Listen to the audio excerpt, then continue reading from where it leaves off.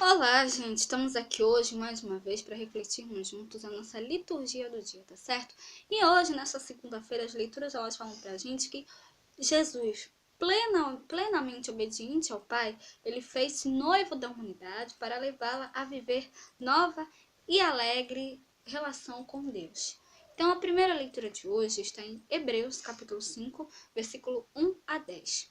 Hebreus, capítulo 5, versículo 1 a 10.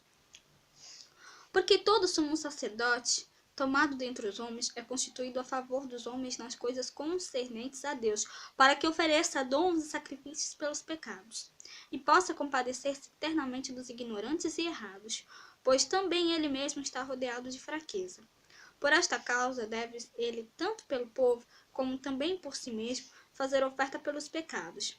E ninguém toma para si esta honra, senão o que é chamado por Deus como Arão. Assim também, Cristo se não glorificou a si mesmo, para se fazer sumo sacerdote, mas aquele que lhe disse: Tu és meu filho, e hoje te gerei.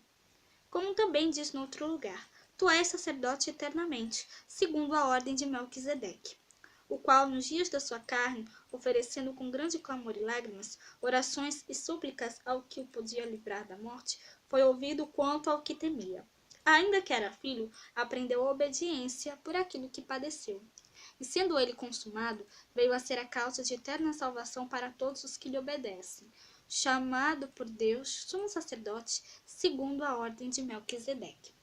Então, como nós podemos ver aqui nessa primeira leitura da carta aos Hebreus, Jesus ele sempre procurou fazer a vontade de Deus, né? Ele não, como diz aqui a carta aos Hebreus, né? Ele não se gloriou a si mesmo para se fazer sumo sacerdote, mas aquele que lhe disse: Tu és meu filho, hoje te gerei.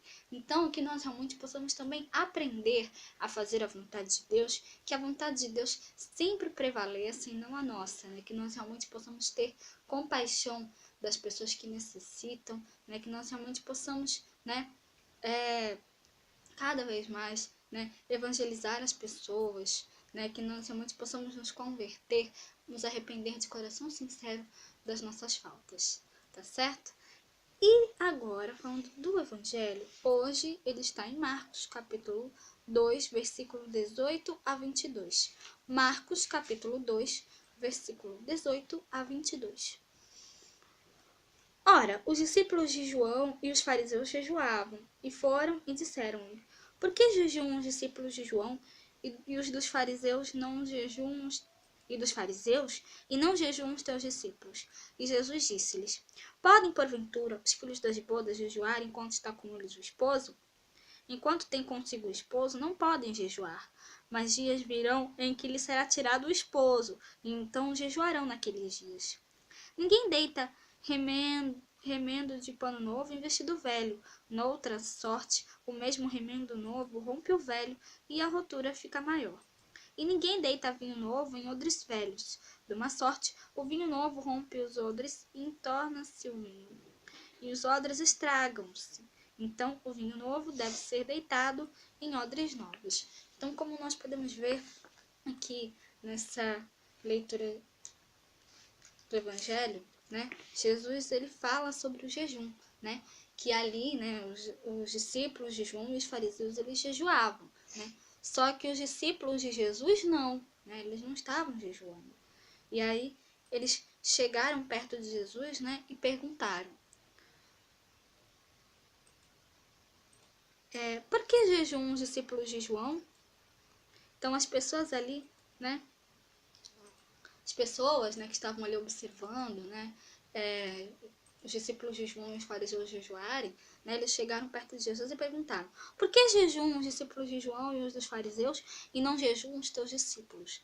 Então, Jesus disse, né, Podem, porventura, os filhos das bodas jejuarem enquanto está com eles o esposo? Enquanto tem consigo o esposo, não podem jejuar, mas dias virão em que lhe será tirado o esposo, então jejuarão naqueles dias. Então, de quem que ele estava falando? Ele estava falando dele mesmo, né? Porque enquanto ele estava aqui na Terra, enquanto ele estava aqui com os discípulos e com todos, né? Os discípulos não poderiam jejuar, mas chegaria um momento em que Jesus seria tirado, do meio deles, que foi justamente quando ele foi crucificado. E aí sim, a partir desse momento, os discípulos poderiam sim jejuar. Então aqui ele estava mostrando, né? Estava mostrando aqui, né? Estava falando aqui para as pessoas, eu estava adiantando aqui para as pessoas o que ia acontecer com ele, né? Que ele seria crucificado, né? Mas nós sabemos que ele foi crucificado, né? E ele ressuscitou ao terceiro dia, né? Então, Jesus estar conosco sempre, né? Isso é motivo de alegria para nós, né? Que nós realmente possamos, né? Anunciar cada vez mais, né?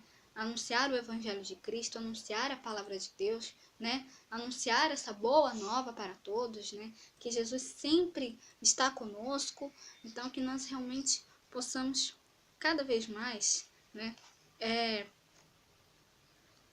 Realmente sempre, né? Como Jesus mesmo disse aqui nessa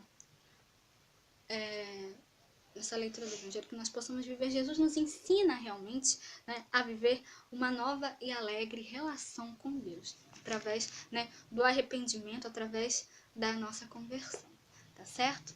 Então, era isso que eu tinha para falar para vocês hoje, né? Muito obrigada a todos por curtirem, por comentarem. Aqueles que só assistem mesmo, também agradeço. Espero que vocês tenham gostado dessa reflexão de hoje. Espero encontrá-los todos aqui amanhã, terça-feira, se Deus quiser, para continuarmos refletindo cada vez mais as leituras da Sagrada Escritura. Então, muito obrigada a todos e até a próxima, se Deus quiser.